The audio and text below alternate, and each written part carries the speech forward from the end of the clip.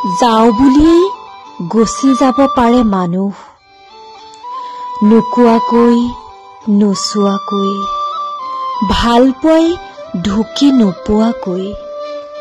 তাৰ পাছতো আমি ৰৈ থাকোঁ, মুখবোৰক নহলেও সময়বোৰক উভতাই বিচাৰি ৰৈ থাকোঁ।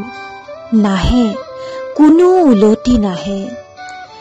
কোনোবা এনিশা বিষ এটা বুকুৰ পৰা ডিঙিলৈকে উজাই আহে। মানুহে তাকেই স্মৃতি বোলে। ৰাতিটোৱে নিচুকাই, গাৰুটোৱে সামৰে। কথাবোৰ নাজানে দিনৰ পোহৰে। মাজে মাজে চকুৰ সেমেকা কোণ দুটাই সোধে, কিমান কান্দিলে বুকুৰ পৰা ভাল পোৱা শেষ হয়?